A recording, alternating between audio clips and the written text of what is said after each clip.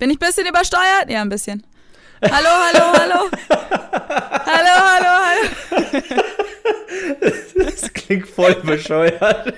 Audioaufnahme. Test 1, 2, 3, 1, 2, 3. Bom, bom. Hä? Did you get that? I'm so confused. Also ich verstehe nur Bahnhof. You only understand train station? It's all Greek to me. Understanding Train Station. Living between cultures with Josh and Phelan. Welcome back to another episode of Understanding Train Station, guys. This is Josh. This is Feli. I am a German living in the US. And I'm an American living in Germany. We need to practice our introductions, but we did it last time, so I figured, let's do it again. Let's say who we are. Yeah, welcome back. Exactly. Welcome back to a new episode. I feel like, it's Thanksgiving today, right? I was thinking, I feel like it's coming out close to Thanksgiving, but no, this episode is actually coming out on Thanksgiving. Yeah. I actually am organizing a Thanksgiving for a Friendsgiving for a whole bunch of my friends here. On actual Thanksgiving? Yes. And I think I got too big of a turkey. So I got it from the Viktualienmarkt. I went and I ordered it there. So that's a big farmer's market in Munich. Exactly. So fresh market. It might be a little overpriced, but we'll see. To be honest, this is a bad habit of mine. I don't look at prices. I was a little overwhelmed by just the thought of getting a turkey. And then, so I just showed up and I was like, okay, I need a turkey. So I asked the lady, do you guys have turkey? And she said, yes. I said, great, I'll take one. And she said, well, how big should it be? And I was done after that question. I didn't know how to answer. I was like, I've never made a turkey in my life. Oh, really? No. So I'm stressed about that. But we had a Friendsgiving at your place one time here in Cincinnati, and there was a turkey. And it caught fire. Oh, okay. Yes, it did. It did catch fire, and that was not Teresa's fault. That was the issue of the oven not being clean. So I just wanted to that. put that disclaimer. Teresa is a great cook, but yeah, she was the one who handled most of it. So really? Even exactly though you're the American, interesting. Because Germans don't usually make turkey. Really, I mean, we make duck or chicken. I mean, I don't personally because I don't eat meat, but that's, I think, what people usually eat, but turkey isn't really common at all, so... How big do you think the turkey is that I ordered? It's way too big, apparently, you said, so... I don't know, do you want me to do, hand gestures? No, in kilos. In kilos, okay. So that was also an issue. She asked me how many kilos it should be. Oh, okay, that's I don't think difficult. in kilos. Right. So let's see. I have no clue how much a regular turkey would be. Let me compare it with my cats. Maybe maybe it would be a 3 kilo turkey. 9. More or less. 9. Oh, I thought you said 9. As in 9. Oh the my number God. 9. What? 9 kilos. Mm-hmm. That's 9 liters of water. Yeah. That's insane. Yeah. It's a big group that's going to be here, so I think it'll be enough. But, I just went off of her recommendation. She asked how many people were going, and I told her, and then that was her recommendation. So I said, okay. How big does it look? I haven't gotten it yet. Oh, okay. You just ordered it. Yeah. Because the issue is I have a German fridge, right? I don't have a big American fridge. Yeah, that's true. So I can't keep it in a freezer or in our refrigerator. So I'm going to pick it up the day of. Yeah. And then I'll be surprised how big it is. So it could end up being a Thanksgiving without a cooked turkey, but we shall see. So I'm stressed, but it'll be fun. So are you going to be cooking all day? You probably have to work, right? Because it's not a holiday in Germany. I do have to work, but we're working from home. Yeah. And the thing with with cooking a turkey is it's not really, it's just you just leave it in. Yeah. So okay. Yeah. So I'm stressed about that, but I'm excited. Yeah, that's a really cool thing. I bet all of your friends are really excited for that too, because it's a real American hosting that. Because the tradition of Friendsgiving, for those of you who don't know that, it's kind of a thing here, at least I would say in this generation. Maybe it's been a thing for several generations. I don't know. But when I first came to the US, it was a thing that people were like, yeah, we're getting together for a Friendsgiving. And I was invited to all these different Friendsgivings by different friend groups. Can't talk right now. And yeah, people would just get together. Usually everyone brings a dish or brings something for kind of a potluck situation. So buffet, basically. And yeah, usually there is a turkey. There's some traditional Thanksgiving food like casseroles and what are like mashed potatoes, gravy, Exactly. things like that. But you celebrate it with your friends, and it's usually these Friendsgivings take place like in advance. So the weekend before Thanksgiving, or even 2 weekends before, and then on actual Thanksgiving, obviously people spend that day with their families because it's a very important family holiday in the US. But in the past few years, I noticed like on Instagram and stuff that Germans have started to pick up that tradition of doing a Friendsgiving, even though in Germany Thanksgiving isn't even a thing. But people kind of, I think, take that opportunity to just get together with their friends. And I think a lot of people try to do American dishes and like actually make a turkey, even though they've never been to the US. Well, that was the funny thing. Like, I made a list of things because people were asking what they can bring, and I made a list of the traditional dishes. And then I said, if you guys need recipes, just let me know. Yeah. And I can get my family recipes, or you guys can look stuff up online. Yeah. But now I'm like having to deal with having to translate recipes from like American format in the sense of how you do recipes based off of volume to doing it, or like helping my German friends or European friends understand what the recipe really means. Yeah. But that's a topic probably for another week, is cooking differences between the two countries. Yeah, that could be a topic for a whole episode probably. Yeah, that's really annoying sometimes, especially when you have a recipe from your country and then you get there and you're like, oh shoot, it's in cups or it's in milliliters or whatever. But yeah, or there's certain ingredients that I can't get or that are difficult to get. Yeah, which I think you mentioned that before in like, what was it? You wanted to make buckeyes one time, and then was it for Skyline chili as well, I believe, and for Mexican stuff. Probably. Didn't you? I feel like, I mean, that all sounds like a plausible. Yeah, I think you said for Skyline there was something that you couldn't get. The ground. What do you need, like ground turkey or something for Skyline, and you could only get ground beef or something. Yep. Exactly. Yeah, there was something there that you told us before. But yeah, so that's that topic. Today, the day that you're listening to this probably, or the day that this episode comes out, is Thanksgiving. So to everyone, happy Thanksgiving, especially to the Americans, but also to the Germans.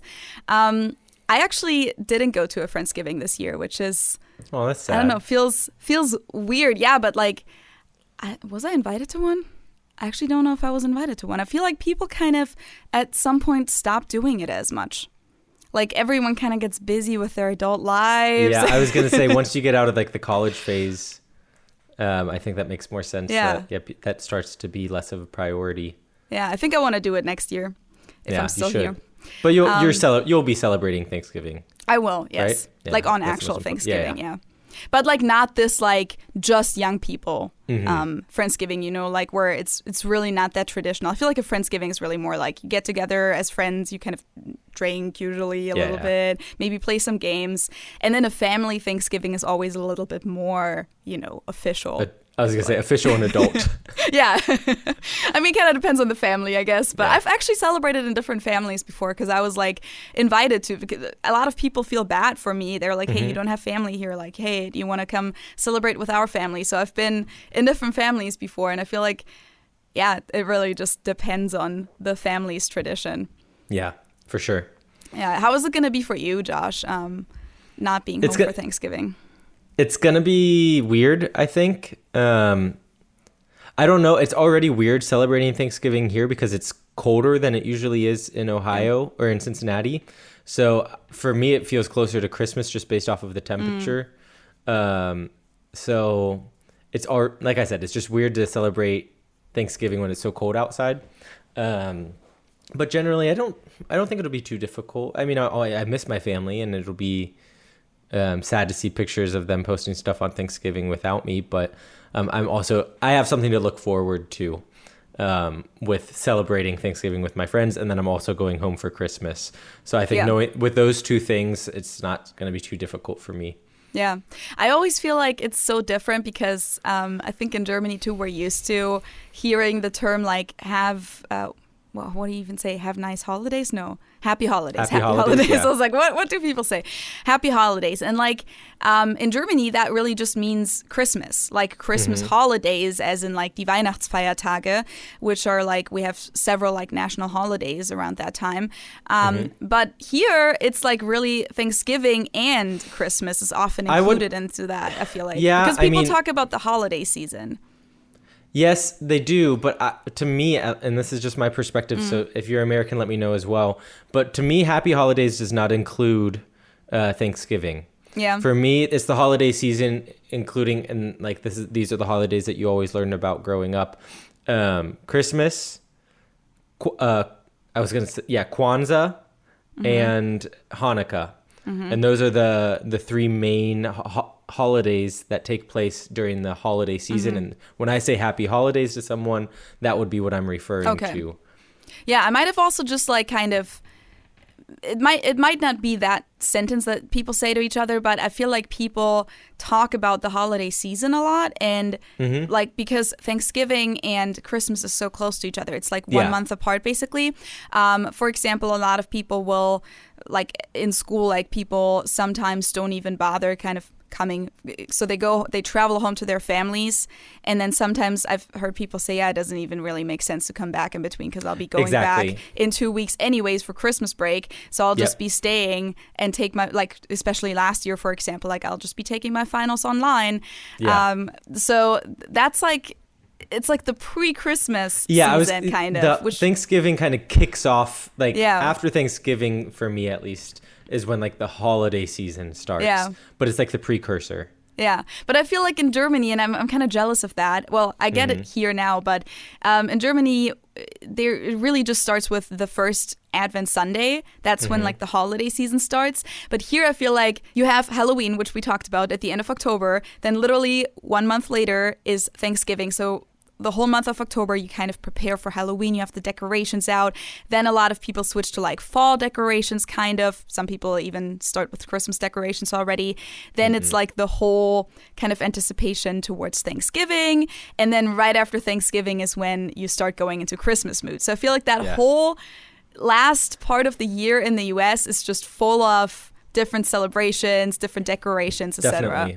Definitely. We actually just had a big, I won't say fight because it was all in jest and good-hearted, about when we put up Christmas decorations in our apartment. And I was very adamant about the fact that I will not be eating my Thanksgiving dinner with Christmas decorations up. Okay. Yeah, but see, that's a very American thing. Yes, exactly. And I said, if you guys want to join me at my Thanksgiving dinner, then you have to abide by my rules. So are you guys setting the Christmas decorations up afterwards now? We'll see. After Thanksgiving? Okay. There wasn't a conclusion, an agreed upon conclusion at this point. We'll see. Okay. So if we get bored, I might give in, but it just doesn't feel right to me. Yeah, I could see that. I feel like in Germany, it's really common to have the Christmas season start with either the first Advent Sunday, which in this case would be the Sunday after Thanksgiving. So what is it, November 28th? Or December 1st, when like you open the first little door of your Advent calendar. But today we'll actually be talking about something completely different because we have a guest today. You probably already know who she is because it's in the title. We'll introduce her here in a second. Her name is Antoinette Emily. You may have seen her YouTube videos. She's from New Zealand, living in Germany. But before we get into that, of course, we have our sponsor Lingoda again. So for all of you language learners out there, you can save 40% with our custom link that you can find in the info box or in the show notes down below. So if you click on that and sign up for Lingoda that way, you can get 40% off either of the first month of the monthly subscription or the marathon courses. And if for some reason you don't know what Lingoda is, we talk about them every single episode, but they're an online language school where you can get one-on-one or group lessons for either English, business English, French, Spanish, and of course German. And it's a really great way of learning a language because first of all the teachers are qualified teachers, certified. They're all native speakers, so you really, first of all, you can ask them all your tricky grammar questions like, why is it like this? Why do you have different genders in German? Or why does the adjective active ending change every time. Like you can ask them all of this and they can explain it, but also they can answer you all the colloquial questions, like how would an actual German or an actual French person say this in real life? And they can also help you with cultural questions. So you learn a little bit about culture as well. Yeah, and one of the great advantages that Lingoda has is their flexible online learning hours. You can take classes 24/7, so no matter where you are in the world, there's always going to be a class that you're able to sign up for and participate in. And I can only just reiterate what Feli said regarding the native speakers. It's such a huge plus, and that's one thing that's really unique about Lingoda, and I can say from my personal experience that it's something that has helped me further in my language learning experience. With French. Yeah, the cool thing is also that you can basically design your own course with Lingoda. You can pick whatever topic you want to do. You can also go into different levels. What do you call that? Schwierigkeitsgrade? Yeah, different levels. Difficulty levels. If you're like a beginner or an advanced learner, for example, if you're really good at speaking, you feel like you can take like a higher advanced course for that. But if you feel like you really struggle with certain grammar issues, then you can take a more of a beginner course for that grammar topic. So it's just a very flexible way of learning. And what they offer right now, because we talked about the sprint in the past, right now the last sprint is already taking place, but you can either do the monthly subscription where it's just really flexible learning. You can cancel it or change it anytime, and the prices start at only €8 or $9.50 per class. Or you can do the marathon courses where you commit up front. They have either a 3, 6, or 12-month option. You pay up front and you can actually earn cash back with that, which is really exciting. So if you follow through with the marathon, you can get money back in the end, up to €400, which I want to say is like $80 or something around. Yeah, I don't know what the current exchange rate is, but that's a nice little pat on the back to get after you've completed the course. Yeah, so for those of you who want to learn a language, just click on the link down below, save 40% on your marathon courses or the first month of your monthly subscription, and there's even a 7-day free trial. And now let's jump into our conversation with Antoinette. So we're here with Antoinette now. Welcome to our podcast. We're very happy to have you. Thank you so much. Thank you. It's an honor to be here. Yeah, we just talked about it before we started the recording, that we had both been watching your videos, and you also said you were like a little starstruck, which feels so Definitely. weird. Definitely. I can't believe you've been watching my videos. Yeah, so were we. Like I love your videos because they have like a lot of the topics that I obviously talk about on my YouTube channel as well, just with a different country, because you're from New Zealand, not from the US.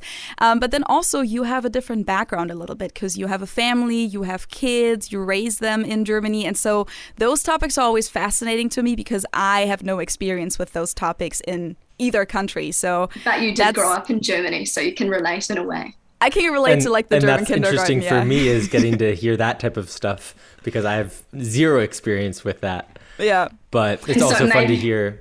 Maybe that's something you'll experience in the future. We'll see. We shall see, yes. Time will tell.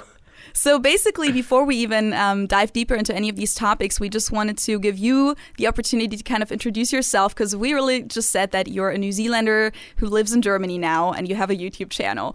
But there is like more to you. So who are you? Where in Germany are you located? And where in New Zealand are you from? Okay, so my name is Antoinette. As you know, I'm a New Zealander, born and bred in New Zealand, born and raised. And I come from a beautiful little wine region called Hawke's Bay. It's on the east coast of the North Island of New Zealand. It's also a coastal wine region. Okay. And that's so cool. That sounds beautiful. I've never heard of it though. Yeah, well, most people haven't, and a lot of people haven't actually heard of New Zealand, which that actually does surprise me. But in Germany, people haven't heard of it? Not so much Germany. Most Germans have heard of New Zealand, but when I was in the States. Yeah, I was going to say, that sounds like an American trait. Yeah, well, obviously not all Americans, but there were a few that I met who had never heard of New Zealand. That's really funny because that really ties in well with our last episode where we talked about the biggest cliches about the US and Germany and which of them are true. And I think we talked a little bit about how many Americans don't know a lot about the rest of the world, and that kind of fits in there a little bit. And is it true that they only learn about the States in history class? And It's not necessarily true, but there's definitely a large focus on the U.S. When it comes to geography. I know like you can take European history courses, and then you obviously learn some about European geography. But I think I learned most of my European geography or even world geography through language classes. So my German class, that's really interesting. Yeah, it's not, there's not a huge focus. You learn about it and you have some exposure, but it's not a large portion of the curriculum. And maybe because the United States is so huge that there's so much to cover. So I think that might be a reason. Yeah. But, anyway, where was I? Sorry, I totally interrupted you. Were telling you. us where you were from. Fine. So yes, I come from I already said that. I have been living for the last just over 11 years actually in Germany, and I live also in a wine region called Lower Franconia. So it's in Bavaria, but more specifically Lower Franconia.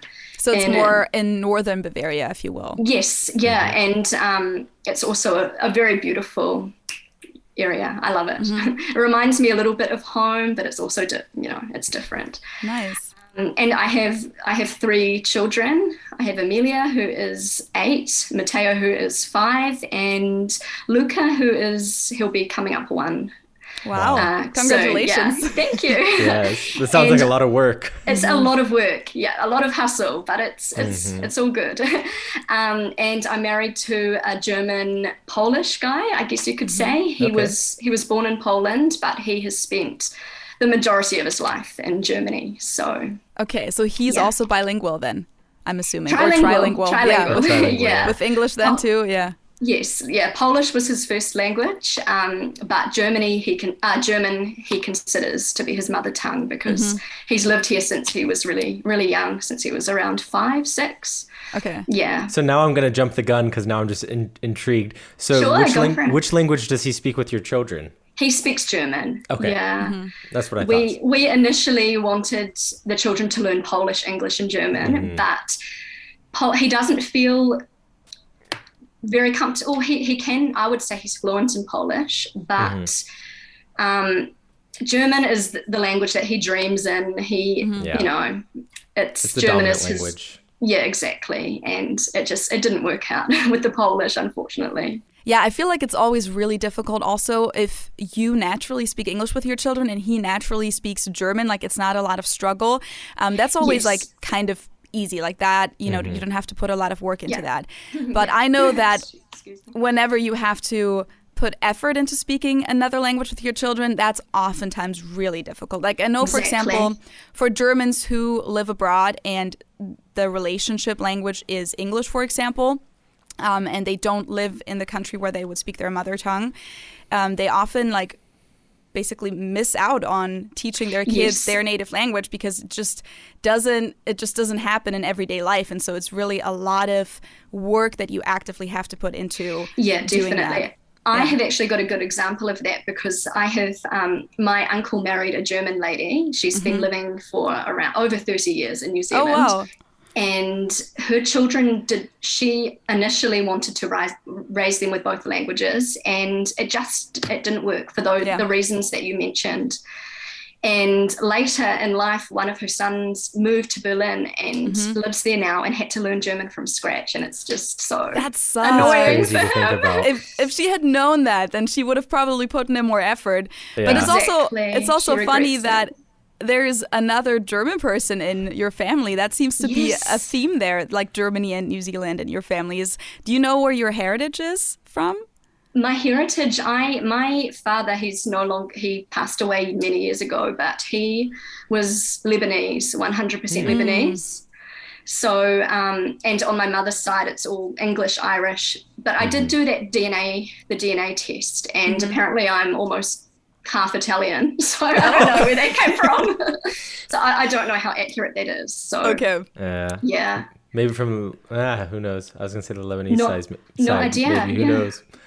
But no, that's cool. But I was going to say, I mean, I feel like there is somewhat of a close relationship between Germany and New Zealand in general. At least I feel like there are a lot of Germans who have been to New Zealand or talk about going to New Zealand.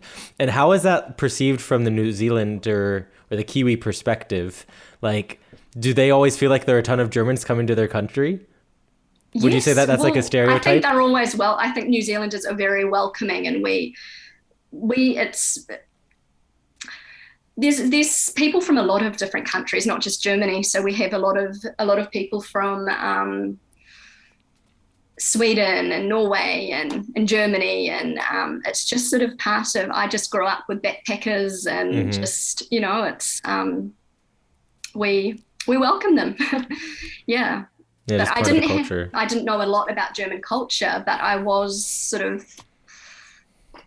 used to sort of seeing Germans and hearing German in the supermarket, but I couldn't have told you if it was German or Dutch. Oh, okay. Yeah. Yeah, it is kind of similar, but that's also how you met your husband, right? If I remember correctly from your videos, he traveled to New Zealand, right? He did, or he was yeah. there for work, or what was the story there again? He just decided to have a year off, Okay. and he had absolutely no commitments. He was only, how old was he at the time? 22. He turned 23 in New Zealand, and he traveled over to New Zealand with a couple of his German friends. And it was, I didn't even have Germany. It was not even on the radar. Like I met him at a bar. I wasn't even planning on going out that night. And I was in the middle of exams, and I was at teachers college training to be a teacher. And yeah, I met him just randomly, and yeah, And the rest is history pretty much. Fate, that's like a lesson for us is listen to your friends when they say come with us to the bar. Yeah, you never know what night is going to change your life, because now It's you're true. in Germany. Unbelievable. Like when I really think about it, I could have even gone to a different bar, and I wouldn't have met him, and everything would be different. So Yeah. What a sequence of events. yeah, unbelievable actually. Yeah. Did you guys think about staying in New Zealand together, or was that not an option?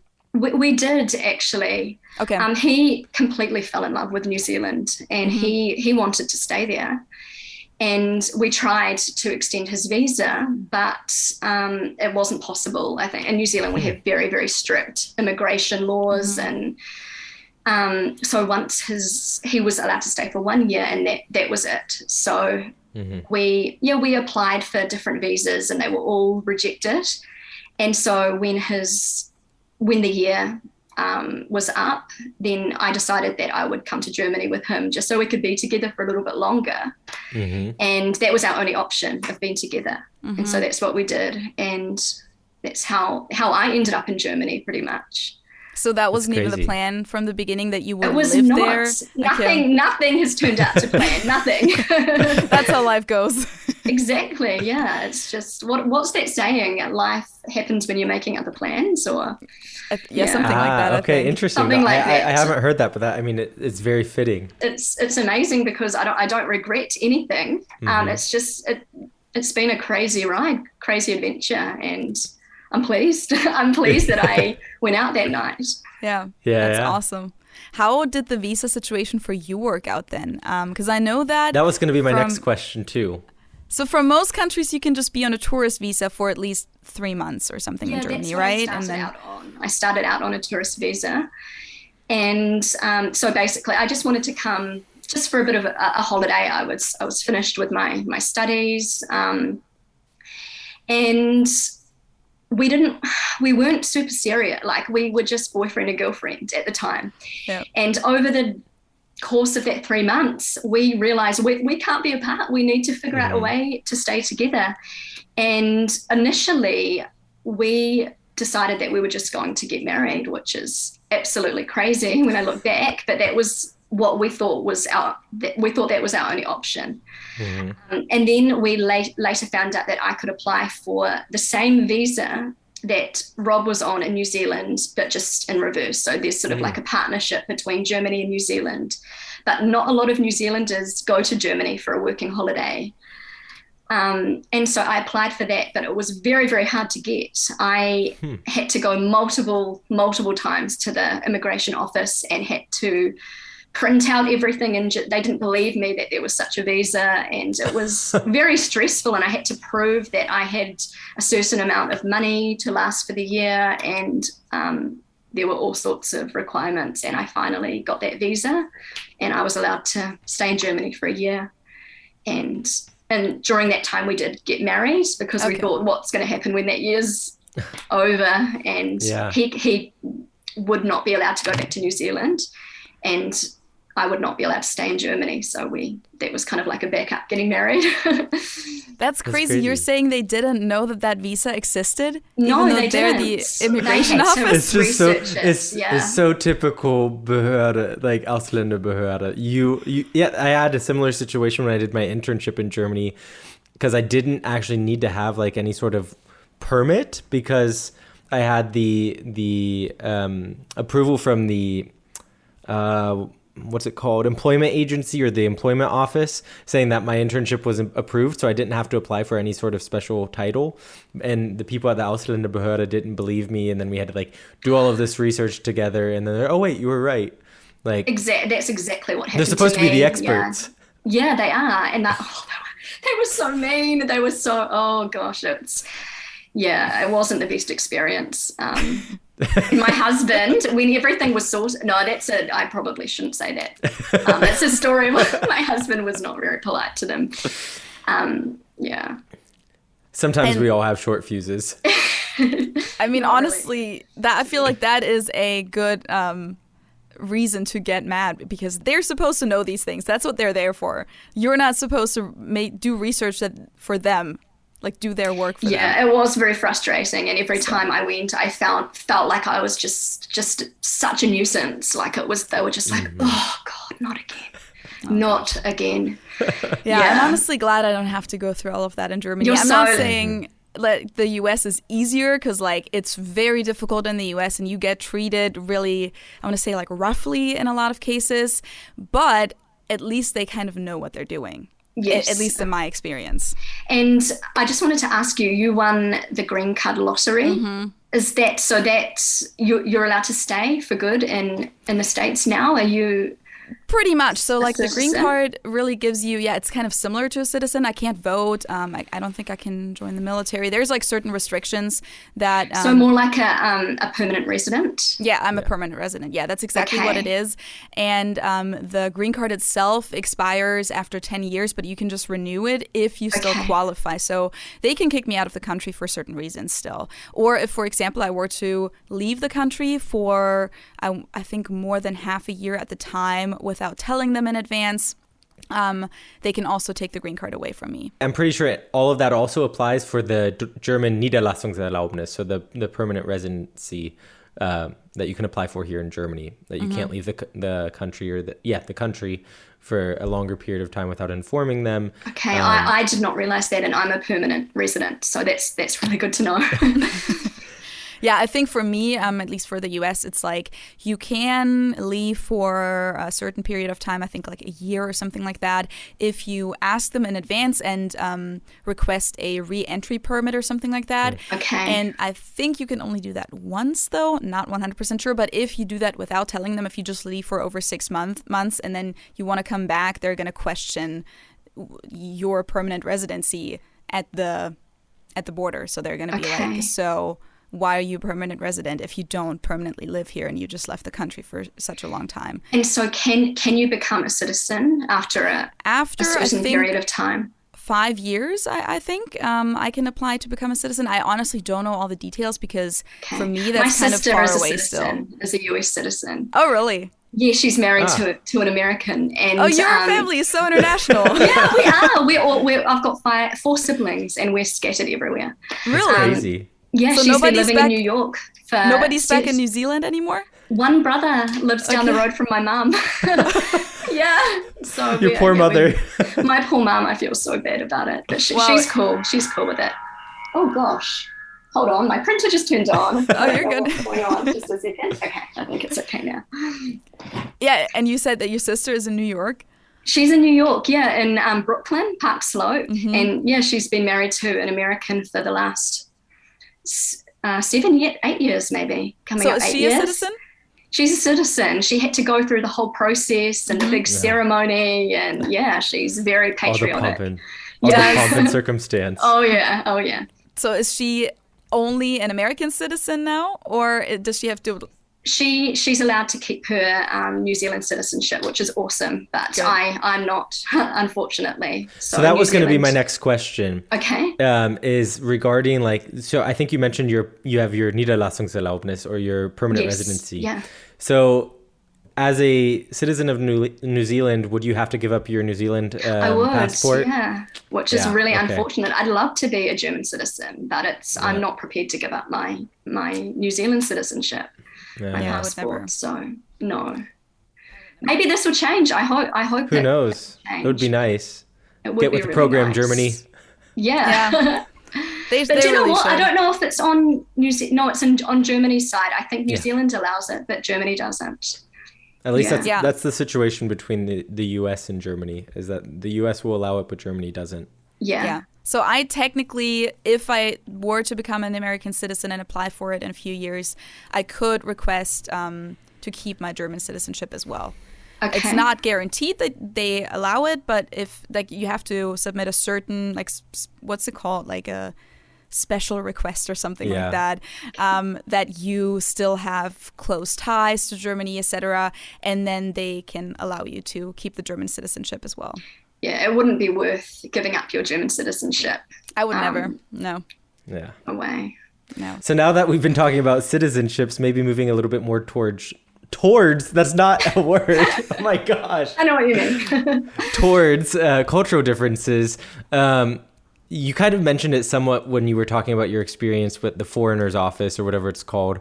How has that transition for you of dealing with the German directness, or was it a big transition for you? It was huge for me. Yeah, it was. Because unfortunately, huge. from the American perspective, I feel like we don't really know much about New Zealand in general either. I mean, obviously, as you mentioned, someone didn't even know it was a country. Yeah. So as far as like the openness and the friendliness, I assume it's relatively similar to the U.S. because I feel like Anglophone countries are all relatively similar in that regard. But yeah, I can what do you think definitely about it? relate culturally to the US. But in saying that, there are quite a few differences, but it's quite hard to pinpoint those differences. I think Kiwi culture, New Zealanders have this sort of everything's going to be fine. It's not a big deal. Just relax, just really chilled and just very, very friendly, like Americans. But just, how do I explain?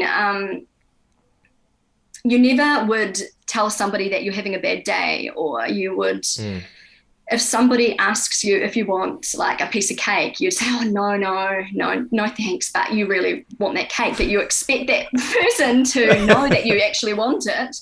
Okay. And if you say no, they just keep insisting, do you want, oh, come on, have it, and it's just, my husband really struggled with that in reverse. With the New Zealand fakeness, he called it. He didn't know where he stood with New Zealanders. He found it a little bit too, was just like a lot of games that we culturally understood. But for somebody coming to New Zealand who weren't maybe familiar with the culture, I've heard that it's quite hard to know what's going on. And so in Germany, just the directness at first, I was quite shocked by it, and I thought of it as something negative.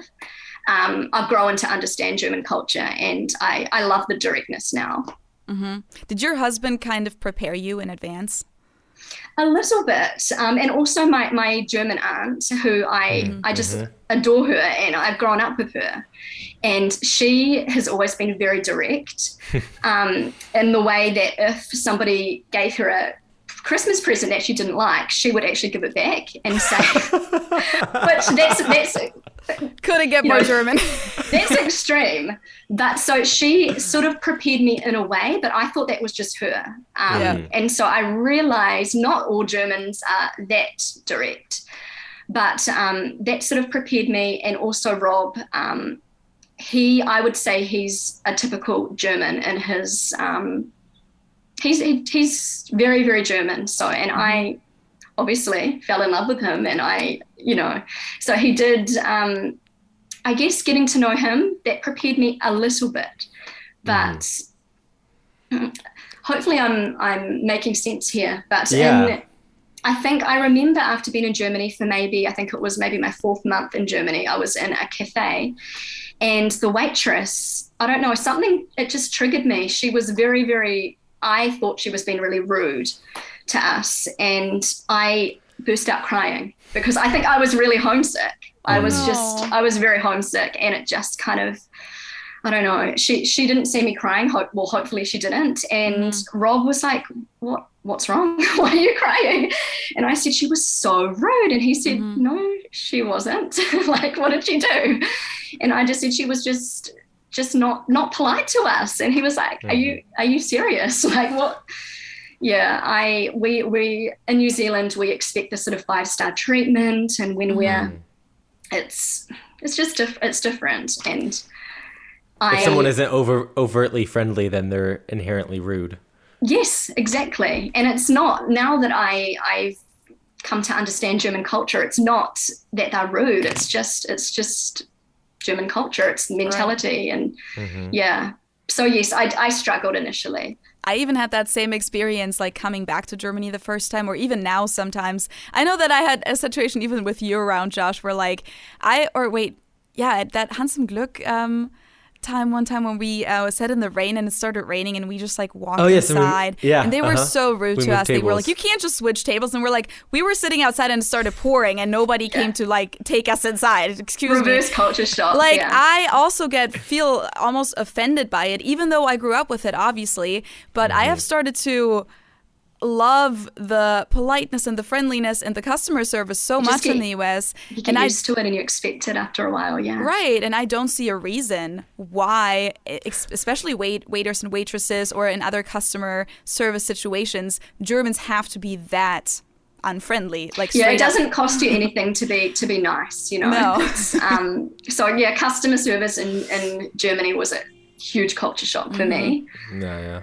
But do you know what I have to say, Germans who have travelled, like yourself, Philly, living overseas, I find Germans who have travelled very, very different to Germans who have lived in Germany their whole lives. And so I wouldn't consider you a typical German. I hate to stereotype, but yeah. Yeah, I mean, I would hope that I'm not a typical German because I would feel offended by that almost because there's a lot that Du bist zu Allmann.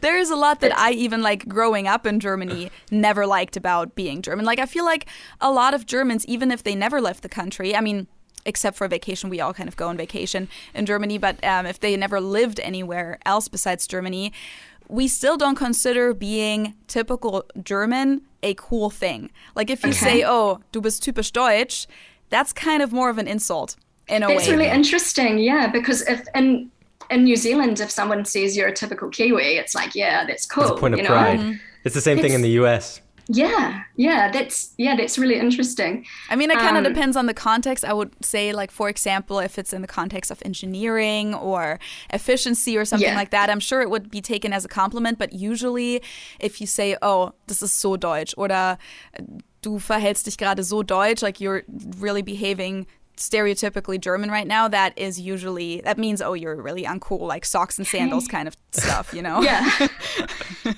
Really interesting, yeah. Were there any other culture shocks that you ran into that really stood out to you besides just the friendliness, or that were hard for you to adjust to? I struggled with the winters. That makes sense, yeah. And my husband actually, whenever I say that Germany is dark in the winter, he tells me that New Zealand is just as dark in the winter, that I just have forgotten. But I feel like Germany is particularly dark and gloomy in the winter. And I don't know if I'd call it seasonal depression, but I do feel like the weather affects my mood. Yeah. And I did struggle with the winter. And initially the German food, but I've grown to love it. What in particular? I love sauerkraut. When I first, That's so funny. I would have it probably once a week. I really like it. I have sauerkraut like maybe twice a year or maybe once a year. I never eat sauerkraut. It's so. I've had more sauerkraut in the US than in Germany. Yeah. I hated it when I first tried it, but I've grown to love it. Also, I love German sausages because in New Zealand, sausages are filled with bread and fillers, and I have celiac, so I can't have gluten. It's like an autoimmune reaction to gluten, and so I was never able to eat sausages in New Zealand or the States, or I've lived in Australia. Sausages were just off the menu, off the cards for me, and in Germany, basically every sausage is gluten-free, and so I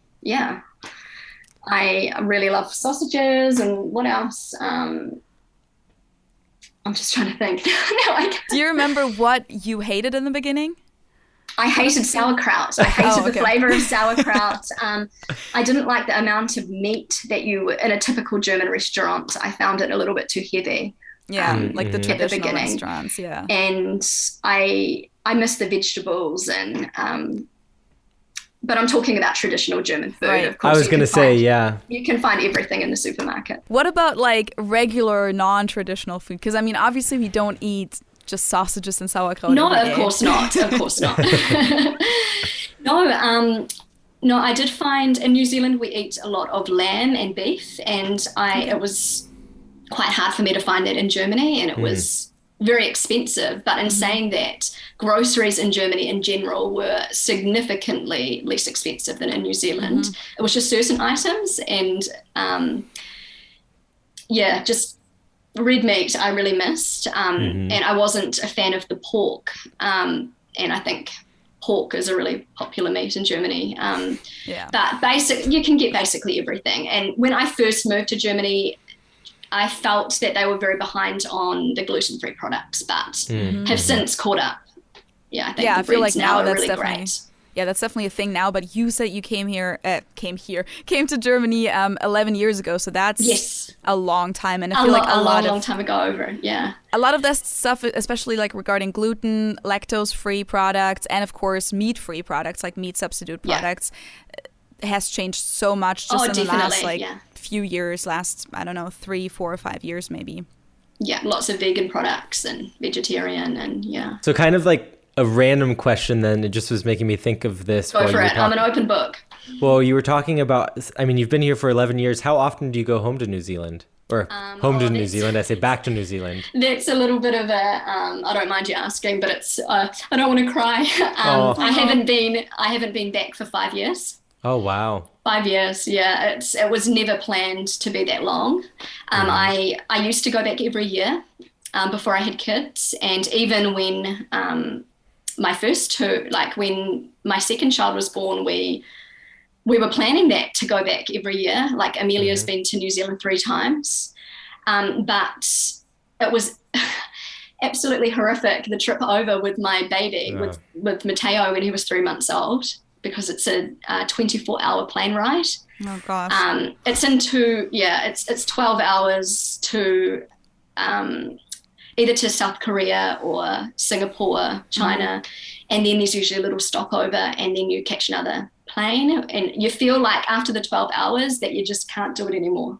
Yeah. It's just, you've reached your limit after the 12 hours, and then you have to jump on another plane and travel 12 hours again, and it's I can't, like, it's like giving birth, like having a baby. It's like it's horrific, but you do it again and again and again, you just kind of forget how bad it is. But that was a really difficult trip. It took me over a week to get over the jet lag because my baby wasn't sleeping, and it was really rough. And so we left in a couple of years, and right before the pandemic hit, we were planning on going back. And so it's been a couple of years now, and we haven't been able to go back, and we're just waiting. We want to go back as soon as possible, but New Zealand have shut the borders, so it's not possible right now. Damn. Well, that's what fingers. Yeah, I was gonna say fingers crossed that changes soon. I really hope so. Yeah, my family haven't met Luca yet, and my mum usually comes over every year, and I think I've seen her in one of your videos before. Yes, she's been many times to Germany, and it's really, really hard. She can't visit my sister either, and she can leave New Zealand, but she can't get back in without paying a horrific price for managed quarantine. You need to stay for 2 weeks in a hotel room that is basically like prison. You're allowed out for an hour a day in like a caged area. It's And crazy. it's really, it's quite controversial, but I think it's ridiculous at the moment. Like, it's what's happening. But the thing is, New Zealand, we don't have, I don't know, New Zealand did really well at the beginning. We had absolutely no COVID cases because they had a strict lockdown, and you can do that because we're so isolated in New Zealand. We're so far away from everywhere else, and that managed, I think New Zealand, they were really happy that they were the only country in the world that had no COVID cases. And then they had the second, the second wave of COVID, and it got a little bit out of control and they freaked out, and we don't have the intensive care. We don't have enough room in the intensive care units to cope with it. And and I think that's the only way they could manage it, is to just basically shut the borders, which I think is pretty unfair to citizens. No, yeah, I think we heard about it in the media in the US and then in Germany, but now I have a roommate who's Australian. It's the same in Australia, Yeah, exactly. Very similar situation. And it's just crazy. Like, I mean, even crossing between state borders in Australia right now is difficult or not even allowed. So it's just crazy because, I mean, in the US, most of the things are just recommendations. Yes, most of the measures that they have. But yeah, it's pretty tough knowing that I can't get back into New Zealand. And that was something that one of the reasons I felt I was happy to live in Germany, because I thought, if worst comes to the worst and I had to get home, it's only 24 hours, I could see my family in a couple of days. And it just didn't seem that far away when I could do that. But now it's been really difficult to accept. And I'm hoping that, it can't go on forever. Hopefully not. Yeah, I know it won't go on forever. That's for sure. But that sounds extremely tough. Even what you said, like traveling with your kid for 24 hours. I mean, under normal circumstances. What was I thinking? But we all know like what it's like just traveling by yourself only for like, what's like the longest trip I've taken to Germany? Maybe like 17, 18 hours or something. Yeah, and that's not all flight time. Yeah, no, that's like with layover time and stuff, and that can already be very exhausting. But that's already pretty rough. Yeah, that's like much shorter than what you have to do, and that's without a child. And we all have seen kids on planes, and I always feel so bad when there's a mom and the kid just keeps crying and they can't do anything about it, and then everyone gets annoyed. Like, I always suffer with these people. I know, you get the look when you walk home with your kids and no one wants to sit next to you. And I think my kids, they have been very well behaved on the flights. It's just the whole process. It's really, really rough. Yeah. The sleep deprivation and the jet lag and Yeah, of course. I mean, I get cranky when I'm on a plane for like 8 hours straight, so I can only imagine what a kid would feel like. Yeah. And I didn't take any of this into consideration before I decided to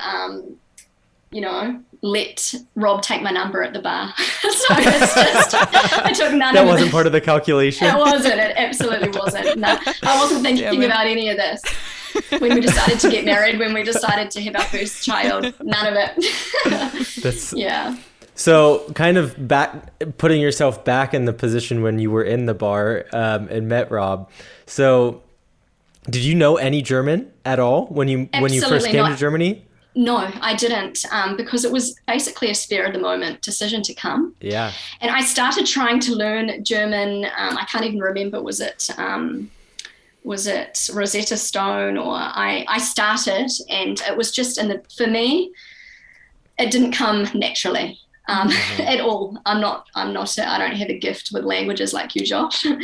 And so I tried a little bit, and Rob tried to teach me a few things, but I couldn't even, when he would say a simple word and I just couldn't hear the sounds, like it just, and I would think that I was repeating it perfectly, and he would tell me it was completely wrong.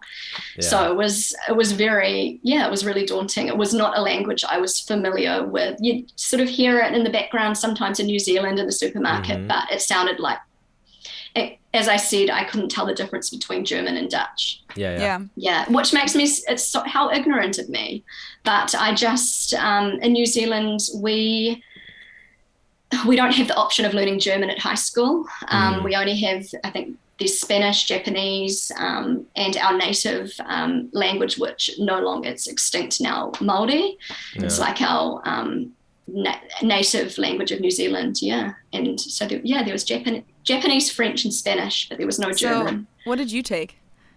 Did you learn a second language? I learned a little bit of French, but I didn't carry on with it. I was sort of more into the arty subjects, and you had to choose between sort of the languages and the arts. And So then you come to Germany, you don't speak much German, and you're struggling with the language. How is the language? Yeah. Sorry. No, I just wanted to say that my husband's family speak Polish at home, and his sister is deaf, 100% deaf. Oh, wow. Wow. So, and That's so difficult. This probably sounds crazy, but when I first came to Germany and we were staying with Rob's family, I couldn't tell the difference between German and Polish.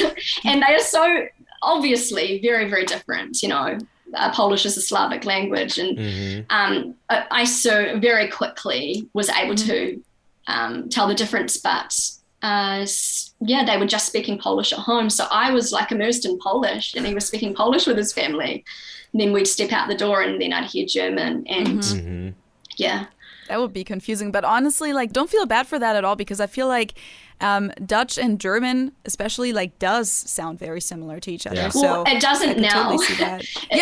To me, it doesn't now, but at the time, and I'm just being honest, and even if it does sound ignorant, No, I don't think it sounds ignorant. That's what I'm trying to say. Exactly. I don't think it sounds ignorant either, especially, I mean, it's all a matter of exposure too, Exactly. And I felt this overwhelming guilt. Like, I did not want to be that foreigner that just spoke English. I really struggled with that, because so many people were bending over backwards to speak English with me. And I felt so embarrassed that I couldn't speak German. Yeah. It's been an interesting journey. It's been, I went to German language school, and that was part of my immigration process. And so when I was applying for my permanent residency after I was married, one of the requirements was to take an intensive German integration course. It wasn't just a language course. And so I had to, learn all about German history and culture. And so it was like for 6 months, every day I would go, and it was a full immersion course, no English. Every day? For 6 months? No, well, every day, 5 days a week for a couple of hours. But still, like, that's very intense. Yeah, it was really, it was. How are people supposed to work during that time? They were very, very strict, and I had to go. Like, there was no question about it. Was it in the morning or was it in the evenings? It was in the morning, and I was working as a nanny for a German family at the time, and I had to fit that into my crazy schedule. And so it was the best thing I could have done. I remember crying, finding out that I had to do this course, thinking it was just absolutely terrible, like the worst thing that could happen. But I'm so pleased I did it. And so, I could get to just starting from scratch, but it was very difficult, because I remember my first day, the teacher I felt like everybody in my class were completely fluent, which looking back, I'm sure they weren't. But and I didn't know any. I knew a few basics that I learned myself with Rob, but hardly anything. And I remember the teacher speaking to me in German, and I literally could not answer her. And I switched to English, and she switched back to German, and I cried my first day. Gosh, I'm not usually a crier, but some of these experiences really pushed me. It's almost traumatic, I mean, it's something that you wanted and that you needed to go through, but it still can be very overwhelming. I can't imagine moving to a country where I don't speak the language and then being forced to go into a situation like that.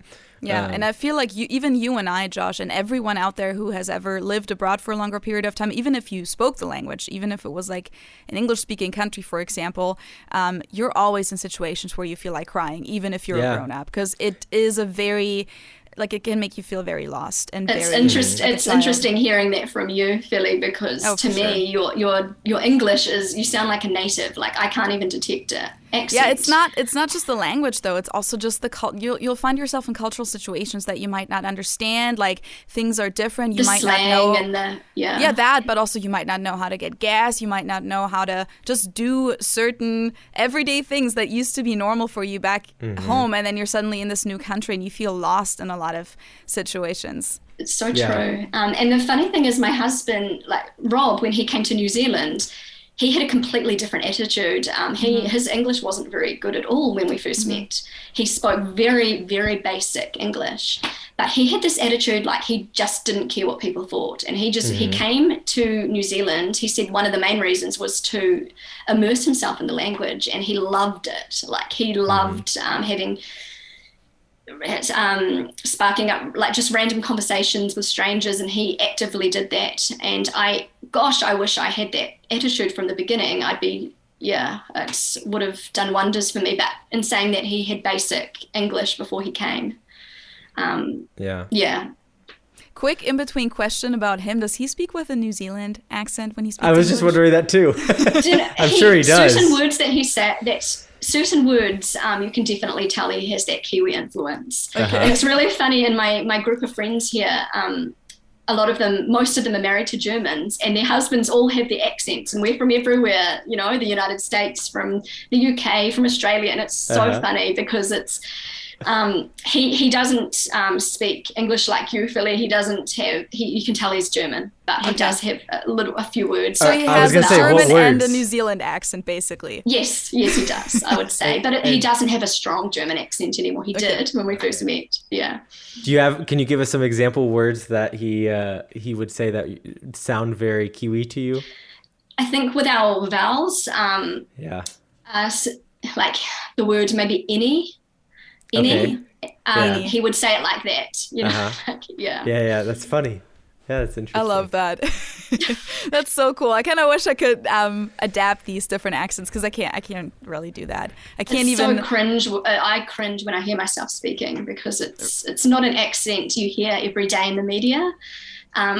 So it's even a shock to me sometimes when I hear myself in my videos. I don't like to watch my videos, really. I love your accent. It's funny now that I live with another native English speaker but isn't from the US. It's always, I don't know if this is true for you as well, Antoinette, would be interesting to know, but I almost feel like a tension, like obviously we understand each other no problem, but it just feels weird because my accent is so different than yours. I know exactly what you're talking about. Yeah. And definitely. I've gotten used to it now, but also when he has some Australian friends here as well. So then when my accent is in the minority, I'm totally not used to that. I know exactly what you mean. Yeah, I've definitely experienced that. I have no clue what you mean. I was going to say, I don't feel that way when I speak. I don't feel that way when I speak with Austrians when I'm speaking German. So it makes sense why you wouldn't feel that way, Phoebe. But there's such a contrast between the Aussie or the Kiwi accent and the American accent. Well, there are many different American accents, but... Yeah, obviously we don't have that many German accents, but I feel like when I speak to someone who has like a really strong Sächsischer, is it Saxonian? What is Saxonian, it in English? Yeah. Saxonian accent, or like, a very heavy Austrian accent. Even a Franconian accent in my area, in the villages, Or like even a Swiss dialect where I can hardly understand a word. I don't think I've ever experienced what you just described, Josh. Yeah. Maybe it's just because we're more used to it. Because you speak the standard German. I don't know. I think you're right though, because there are more dialects in German, and it's something that you're more used to. But I just think there is such a contrast between our accents. Mm-hmm. No, for sure. Completely random point, but it just was something I was thinking of. So, but so totally Antoinette, what's your German like today? Do you live most of your life in English? I would assume that you definitely have to speak some German here and there, of course, yeah. No, I only speak English at home, basically, with my kids, and I do that intentionally because I'm raising them bilingual. Yeah, that's what we talked about earlier. And so the problem is I'm getting there with speaking German. on my YouTube channel, but I haven't built up the confidence quite yet to do full videos in German, and it's just, but no, I speak a lot of German outside the home. Of course, like my kids go to school here. I'm making appointments in German. I don't speak English ever to Germans unless they initiate it. Yeah. Does that happen to you still a lot, where you speak German to someone and then they'll reply in English because they can tell that you're not a native speaker? Yes, definitely, because I'm not, I don't have that exceptional talent like Josh. I can't get rid of my accent. Yeah. And I don't know if I ever will, because even my German aunt, she's got a thick German accent, and she's been living over 30 years. It's just some people have that talent and are fine-tuned to, they can, I don't know how you do it, Josh, but so for me, that's been something I've struggled with, because I don't want to sound like a foreigner speaking German, but people can tell straight away. Like my husband said, I just have to say one word and you can tell I'm an English speaker. So we've talked about this before on the podcast. I don't know which episode it was, but we talked about how like having an accent doesn't necessarily mean that you're not fluent in the language, and how those are like two different things. And for me personally, like even though maybe Josh and I are kind of like examples where we kind of did manage to adapt to the local accent, which is more or less. Very, very unusual, actually. I have not met many Americans who speak German English like as well as you. I'm talking about, not me. Just I'm talking I'm just saying it's very unusual for a German to not have a German accent. I think it's very, very hard for them to get rid of the accent. So it's well, thank you. But the thing is though, like that can be part of language learning, I feel like, but also at the same time a lot of people seem to not realize that that's not a requirement to be fluent in that language. You can be fluent in a language perfectly. You can have the perfect grammar down. You can have a bigger vocabulary than either of us, and be fluent, but still have your native accent. And so for me, I always find that kind of sad, that I feel like Germans are extreme with that in a way, that as soon as they hear an accent, they kind of feel like, oh, we got to help you. Like, oh, you can't speak German. I'm going to switch to English for you, which I know that they're trying to help. But I personally wish that we grew up a little bit more open-minded in that regard in Germany, that we would give people the opportunity to practice their German with us rather than jumping in and just switching to English without even asking.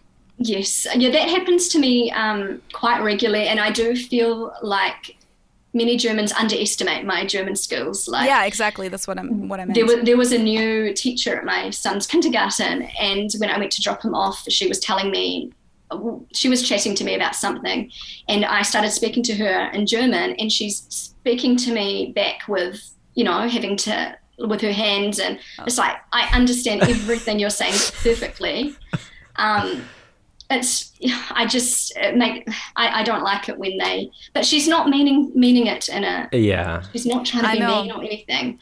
No, I know it because I have that inside of me too, and I don't know where it comes from. I think it's just a cultural habit that we kind of learn as Germans, because we just don't have a lot of people in Germany who speak with a foreign accent. It's either like, Turkish people or refugees or like from certain areas. And I feel like we don't do it as much with them, but especially with people where we can tell that they have an English accent. I think we're just so used to, Americans especially, or British people, or, other English native speakers, to not have good German skills, that we just automatically think, oh, their German must suck. Like they learned about maybe 3 vocabulary lessons in school, and that was it. And they learned about German Schnitzel, and then that was it.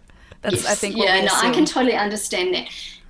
And also, like, in saying that, I have had a great experience in Germany learning German. I feel like Germans have been so kind and so patient with me, and I've never really felt like I'm annoying people. I don't know, I felt it's been a great experience for me personally. It's just those incidents, and when they switch or they're trying to make it better, and then they realize, okay, when they switch and their English is much worse than my German. Do you know what I mean? Yeah. And they're trying to have this conversation with me in English, and it's like, okay, let's switch back to German, and then they realize, okay, she can speak German, just she has a bit of an accent. Yeah. But do you know what? I think the same thing, Josh, I just wanted to ask you with, you sound like a native German, but do you sometimes feel like with the vocabulary, not having grown up in Germany, people presume that you're a native German, but maybe you can't have a fluent conversation? Oh, no, that's not the right word. Maybe you're struggling to come up with words, or... I think sometimes I feel like I feel like a bit of an imposter, and this is what I was gonna mention as well when you said like that you wish you could get rid of your accent. I wish sometimes that I had a little bit stronger of an accent. Sometimes, not all the time. I like that I don't have a strong accent, but just so people could locate me and understand. Okay, he's not German. He speaks good German, but he's not German, and then they would give you more grace. That's exactly what I'm talking about. Yeah.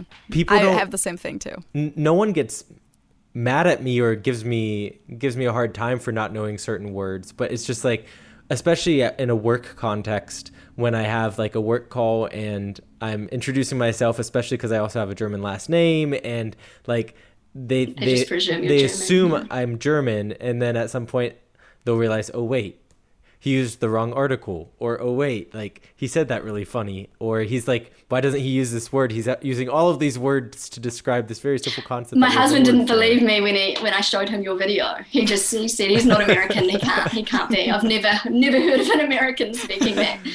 So I definitely get like, I just try to put it out there right away that I'm American, just to make it clear. But yeah, that's something I do wish I had a little bit more of, is maybe a slightly bit of a stronger accent. We talked about that on my channel that one time when you told the story about getting gas. Yes. When you were driving in Germany for the first time and you had to get gas and you didn't know how it worked, and then you went over to this other lady asking her in perfect German how this works, and she was completely confused why you would ask her that. Yeah. And you were like, I should have just used my American accent. Yeah.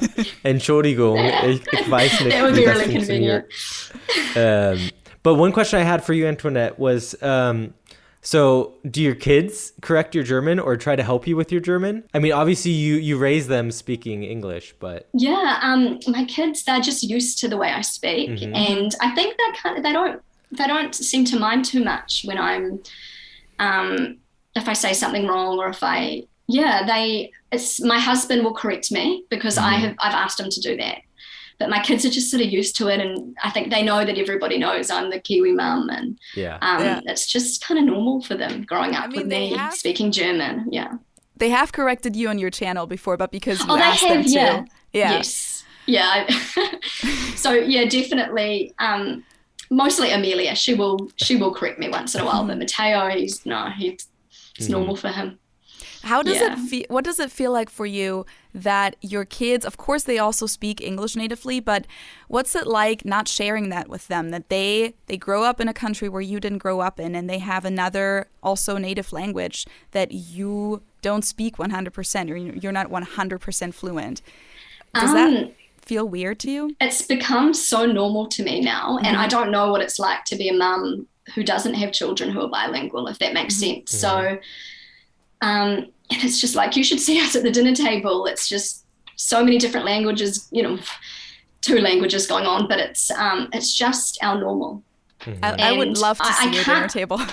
I can't say that it feels weird. My kids are talking to my husband in German and switching to me and speaking English. And but the good thing is I understand everything. I don't think there's one moment where I don't understand what they're saying. Do you know what I mean? It's so that really helps. I think it would be really hard if one person in the family didn't understand one of the languages. But so you really are like fluent in that sense then? Well, when my kids are speaking to my husband, I will understand. But if I'm out at if it's complicated German and adults speaking at a party together, and there's of course there's words that I don't understand, or if I'm watching a movie. But when it's basic, normal, though. Yeah, I think that's normal. Like even for me, for example, like just today I had a contractor here at the new house, and that's the same situation. I always like to slip in that I'm German because they're gonna drop all these like crazy special words about construction stuff that I might not even understand in German, and then it's in English, and I've never heard that before in my life. And then they're throwing out inches and stuff, and I'm like, wait, what's that again in centimeters? Yeah, and I'm just standing there lost, and they don't realize that I'm not an American because I also don't say a lot except for hi, how are you? This is what I'm trying to change in the house. And so I always like to kind of slip it in. I'm like, yeah, so I'm from Germany, so that they just know, like just what you guys said before. Have you ever heard of Paul Taylor? He's a French comedian. No, he's a have you heard English. of him, Josh? Yeah, he's an English comedian. but he speaks perfect French. Yeah, have you seen he has he's like you, and he actually has a video on YouTube. It was one of his comedy performances where he spoke about the subject about how his wife gets really like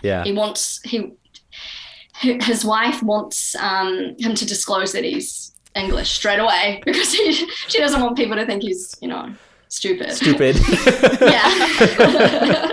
It was hilarious, but it's the sort of, same kind of thing. So one thing that I really want to talk about, because I feel like it's a topic that I don't have a lot of experience with, and I'm always fascinated when I see that on your channel, is what is it like having kids and raising kids in Germany compared to New Zealand, and especially in your case, but also compared to like other countries? What's your experience there? Okay. Well, I've only ever raised my children in Germany. So this is all I know as a parent, but I have grown up in New Zealand. Yeah. And I would say in New Zealand, we grew up running around in bare feet and at the beach and just that sort of chilled, carefree lifestyle. And my kids have grown up in these little picturesque fairy tale villages and eating spaghetti ice and so different in that sense. But I don't think that my childhood was any better than my children's childhood. And it did take me a long time to sort of accept that, they love living in Germany. They're so happy here, and this is all they know. And I'm just, it's, I would say it's just a different, I think New Zealand is a country of 5 million. We have a population of 5 million, but the actual land mass is a similar size to Germany. So there's a lot of open space, and everyone has a huge backyard, and we have these homes that are with thin little windows and really badly built. And it's I think that would be the main difference.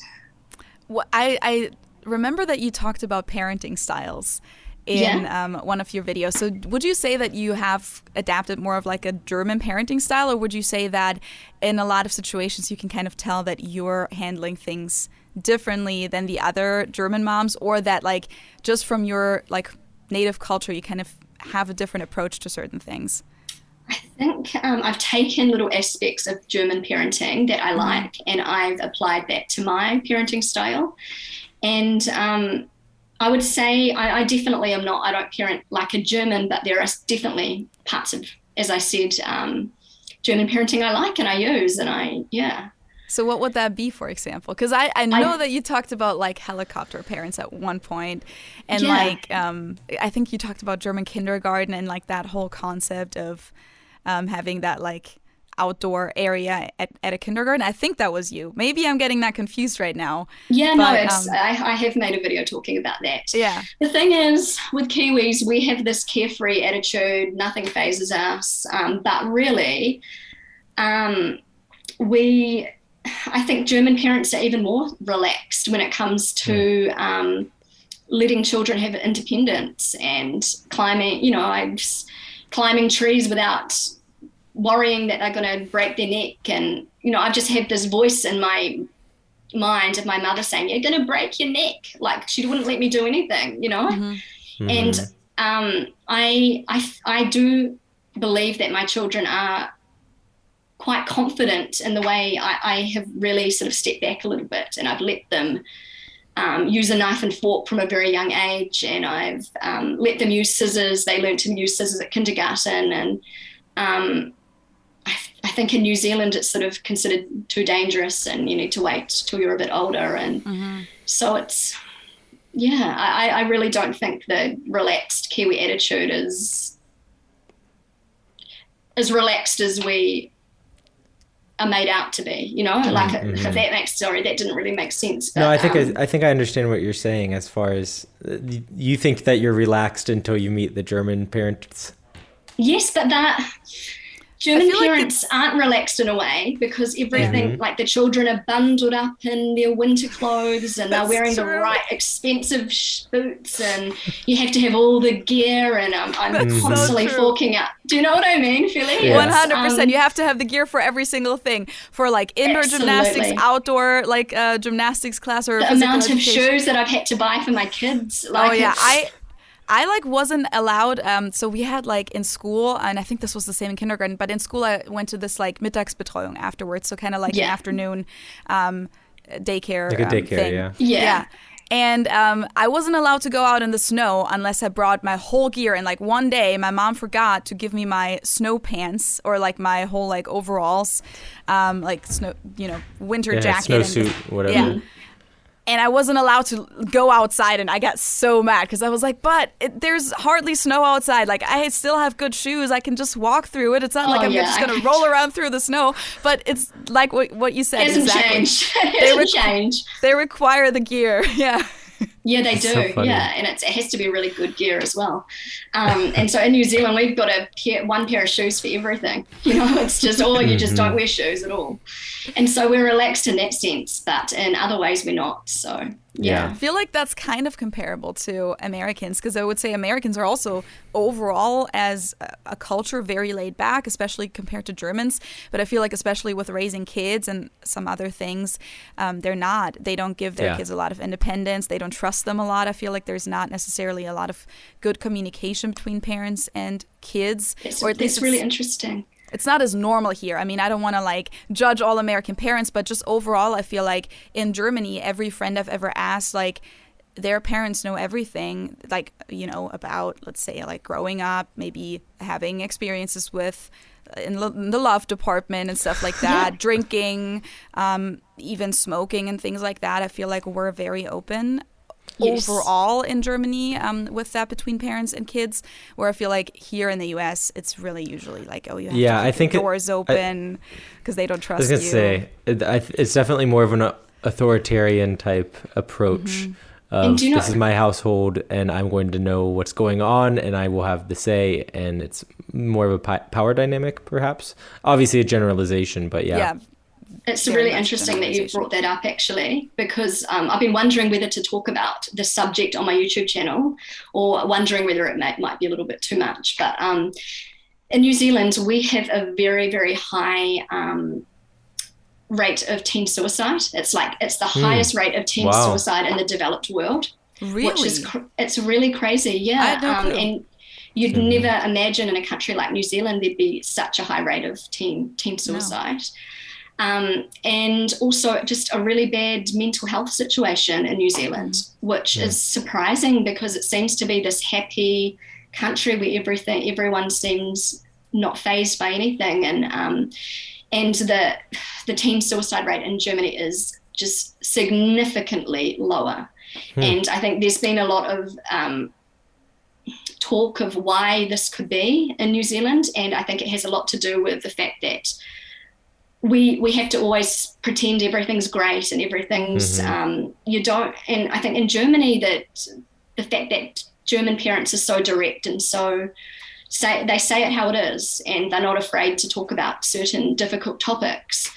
I think it's actually a really, really great thing, and you're not. I'm just wondering whether the fact that we have to pretend all the time that we're fine and that we're has something to do with it. I don't know.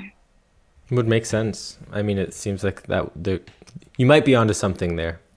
It was just a thought I had, and I thought maybe that would be a good theme for a video, but I'd love to know. You definitely should. Yeah, please. I have to do a little bit more research, but no, I just found that really interesting, Philly, what you said about Germans having a close relationship with their parents. I had a close relationship with my parent. I still do, with my mum.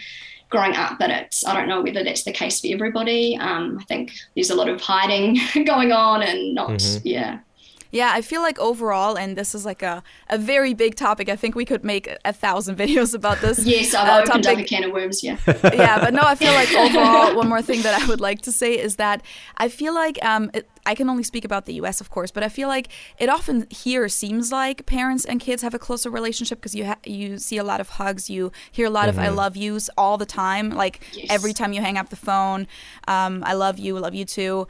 Whereas in Germany, I don't know if you experience that with your husband's family. At least in my family, we don't do that all the time. With your mom, I mean, some parents are a little bit more that they always want their kids to say "hab dich lieb" or something like that, but we don't do those things as much. So like I think on the outside it might even seem like you don't have a close relationship with your parents in Germany, at least maybe from an American perspective, but just the trust and independence that is there, I feel like is really different. Interesting. It is very, very interesting, yeah. And at least for my family, like we all, it's like implied that we love each other. We just don't say it all the time. Yeah, you just know it. So would you say that you have a close relationship with your parents? Very close, yeah. Yeah. And I always had, like, they would always pick me up from like clubs when I was, so in Germany you can go out to the bars or like clubs, like certain clubs when you're 16. So when I was 16 and 17 years old, before I was allowed to really go to the big clubs at 18, we always had to leave the club at midnight. That's like the rule. They kick you out. And so my parents would pick us up from the club or like from the subway station because they were like, yeah, it's better that you don't ride your bikes home from the subway station when you're drunk. Like they would let us ride home in the middle of the night. That's like normal. They also obviously let us take the public transportation and our bikes to wherever in the city as soon as we're like 9 years or 10 years old, I feel like. But yeah, they would just pick me up and they knew that we were drunk and they would just ask how it was. Yeah, that would never happen in I shouldn't say in the US because that's not true, but like where I'm from in like the people I know from the US know, like you hide that from your parents. That's not something that... Same here in New Zealand. You just it would happen, but they wouldn't know about it, you know? Exactly. So it's, what I mean is we'd be drinking and we'd be getting up to no good, but you wouldn't share that with your parents. I absolutely shock my mum constantly bringing up some things that I used to get up to when I was younger. No, never, no. So you know what, I actually like to take that aspect of German parenting and be open and honest with my kids. And I know it'll be hard when it gets to that point, but I think it's a really interesting topic. And yeah, for sure. No, it is. I have one more thing that comes to mind right now, is like relationships in that age too, which I feel like here in the US that's not very normal. But in Germany, when you have a boyfriend or girlfriend at the age of 16 or 17, around that age, it's pretty common that you stay the night with each other. And so obviously at that time you still live at home. So for me and all of my other friends, like at the age of, as I said, 16, 17, you're pretty much treated like an adult.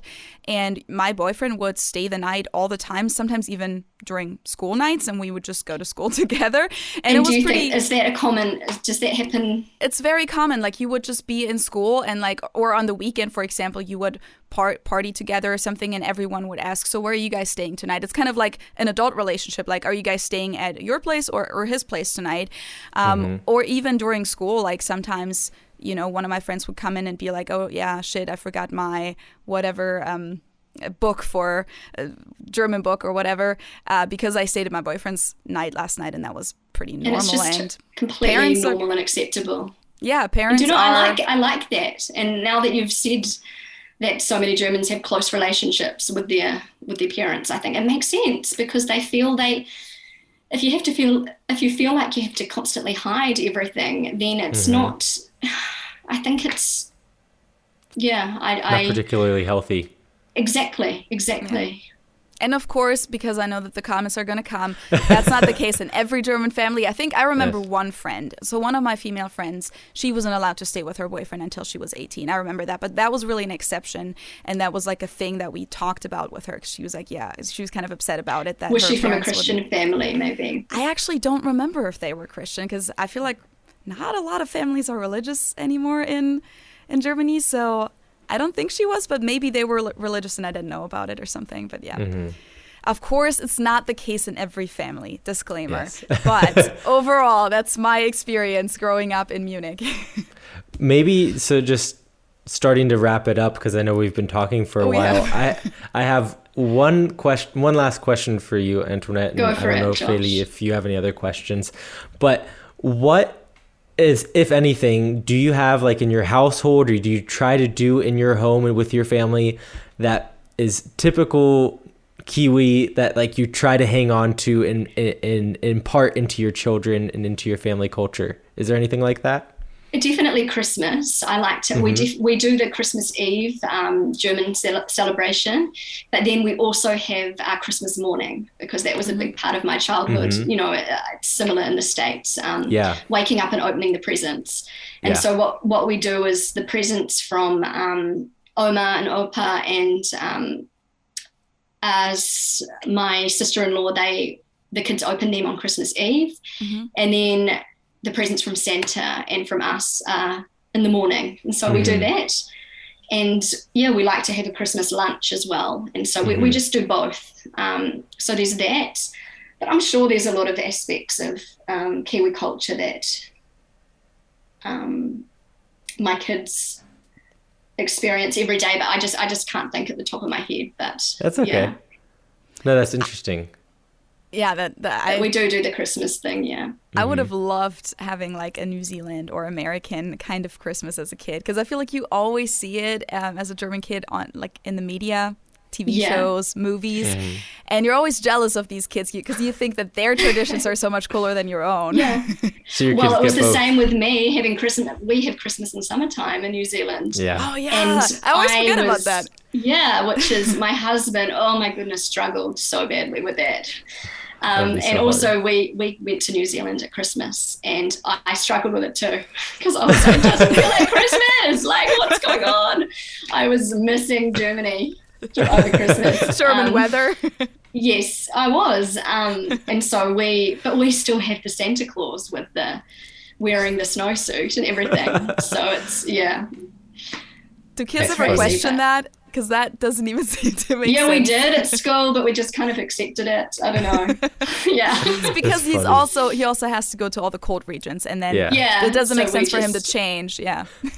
Show up in his swimsuit. Hey, come on, Santa can change according to the weather. If the Germans can have a million shoes as a child, Santa can have a million different suits. Exactly. Yeah, I mean, I think this is a great way to wrap it up, but I do have one more question, actually, and I just No thought problem. about not asking it. I'm happy to answer anything. I really within do want to reason. ask it. I feel like I have so many questions about New Zealand because I really don't know about that country. And like, I know that some people, Germans, as you said, go there for like work and travel and things like that. But I feel like I just never really sat down with another person and talked about New Zealand like that. So you said, obviously, you guys have a lot of space. So is it kind of similar to the US where like everything is huge in New Zealand and like what I'm trying to ask, I guess, is did you have these typical American culture shocks as well where like when you came to Europe, everything was just so much smaller and you don't drive everywhere and you have this public transportation? Or would you say that New Zealand is also somewhat European in that sense? Not so much. I had culture shock. When I say culture shocks, when I went to the US, it was nothing traumatic or anything. It was just I could relate to the American culture far more than I could relate to the German culture. But just the sheer size of everything in the States was a culture shock for me. And so we, you know how, you talk about the big glasses and the ice and all of that kind of thing. I think New Zealand is probably similar to Germany in the sense that not everything is massive and XXL and Even though But you I guys think have all that space and you're kind of, I feel like since you're kind of cut off, I would think that maybe people buy in bulks and maybe they have to go long distances to go to the store and want to buy in bulks, or is that not really the case? Or do you usually have a grocery store where you live? It depends. I come from a city, so I think we've got everything. It's just not huge. It's lots of supermarkets, and it's So the stores are more German sized too? would you say? The stores would be more, but we have Pack and Save, which is a massive supermarket. Okay. So I'd say it would be in between probably the United States and Germany. Yeah. Interesting. See, now I feel like an ignorant person asking all these questions, but not at I genuinely don't know. Not a lot of people know about New Zealand unless you've been there or you've, actually decided to research. Yeah, I wouldn't really know how to picture like New Zealand streets or stores or something like that. I would kind of assume that it's probably somewhat similar to Australia. I don't know. Quite if that's similar. true. We have a lot of greenery in New Zealand. It's a lot greener, and just very beautiful, just unique landscape. And if you've seen Lord of the Rings, it's. I was going to say that's what I think of. Yeah, it is. It is beautiful, but not all of New Zealand. Like those are the best parts that you see on Lord of the Rings. Yeah. At least with Australian culture, I kind of have I remember a few TV shows where I can have references to, because usually on media, most of the things are American. Like all the Hollywood movies are usually set in the US. And I don't know if I can think of like a show or movie that's set in New Zealand. I'm sure there is something. Maybe apart from the Lord of the Rings, I guess. Yeah. Have you heard of Flight of the Conchords? They're a comedy. They're quite big in the States. I haven't heard of it. Pretty hilarious. You have to check them out. But what is it? Flight of the Conchords? Flight of the Conchords. It's just two Kiwi guys who they do a lot of comedy shows in America, and I think Americans quite like them. They have your classic Kiwi humor. I can understand that. I know a lot of people are curious about New Zealand and don't know a lot about New Zealand.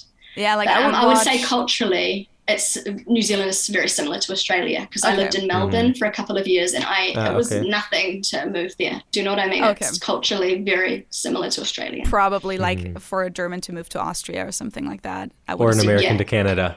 Yeah. Exactly. Yeah, exactly. But no, I would watch, what was it? The Sleepover Club, I think, was an Australian show. Or at least that was the German title of it. I don't know if it had a different title in the original. And then H2O, I think, was Australian. It may have been after your time. You're a few years older than me, I think. A lot older. No, I don't think you're that much older. I'm 36. 36. I'm 27, so it's like 9 years. But no, H2O was like this mermaid show of three girls that turn into mermaids whenever they touch water. I don't know that. I'm too old. It was pretty big. I think it was also big in the US, to be honest. But no, Possibly. And the Sleepover Club, those were like the two shows that were on German TV that were set in Australia. So that's where I get most of my Australia references to, because I've also never been to Australia either. I don't really know of any other shows or anything that is Kiwi per se, besides Lord of the Rings, and then people just making fun of the accent. Yeah, it's such a weird accent. Fish and chips. I can hear it. I can hear it myself, that it's weird, especially in contrast to your accent, you know. I can't help it. I can't change it. I love it. The accent, and like I've said this before when we talked about dialects, when we did the dialect guessing episode. There's a YouTuber from New Zealand who was really big for a while. Her name is Jamie Curry, and her YouTube channel was called Jamie's World. And I would watch her a lot. She was also big on Facebook at the time. She's from my hometown as well. Yeah. Really? Yeah. Yeah. And so I would always watch her videos and love her accent. And that's when I was like a teenager or something. So I think that's also how I kind of, it grew on me when I was young. But when you first heard it, I'm sure you would have thought that's really, really strange. It was really hard for me to understand at first, because like that was at a time where I didn't consume a lot of English media per se. And if I did, it was usually American English. And so I think that was the first person that ever really tried to understand the whole video with her New Zealand accent. It was probably good practice. Yeah. Can I just ask a quick question? Yeah. When you were learning English, could you distinguish between an American accent and a Canadian and an Australian and a British accent? Because my husband struggled with that at the beginning. Really? I would definitely say British and American, 100%. Like from the beginning, because we learn British pronunciation in the beginning, and in a lot of cases we're already kind of used to American pronunciation though from just songs, and then they correct it, like they tell us, it's can't, not can't, and things like that. So they correct us in that in school. So I think we were all very aware of British versus American. Also with spelling, they would only allow us to spell it the British way. I think up until like 10th grade or something, and then they got more chill with it. But then I think growing up, to me, like an Australian accent always sounded more similar to a British accent, and I don't think I could have distinguished it necessarily. And a Canadian accent, no, I think that would have just sounded American to me. Yes, well, I even struggle with that. So I struggle with it. I mean, you even do.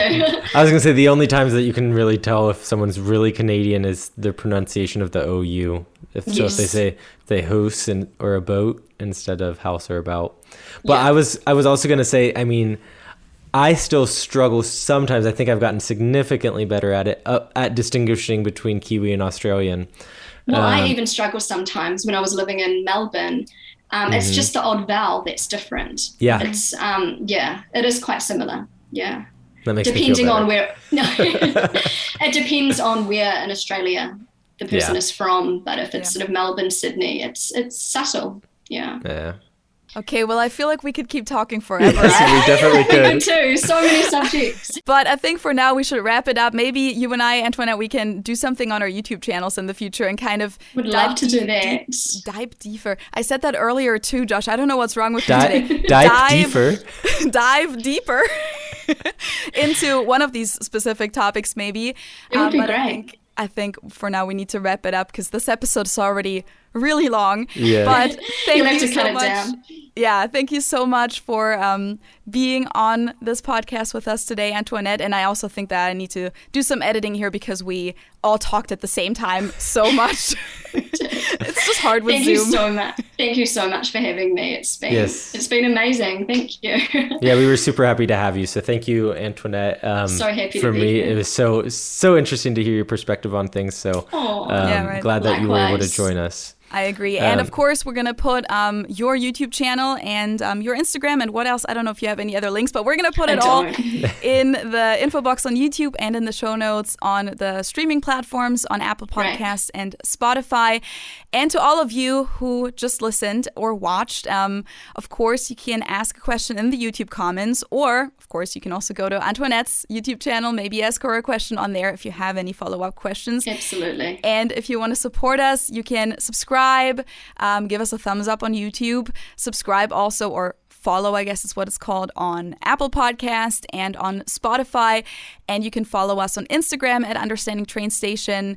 You can email us at understandingtrainstation@gmail.com. You can support us on Patreon, patreon.com/understanding train station. And you can buy us a drink on buymeacoffee.com/UTS podcast. You would think that's the first time you've ever said any of this, Feli. It was very impressive. I was really concentrating to get it all right because I feel like we screw it up almost every time we say it. It was amazing. So true.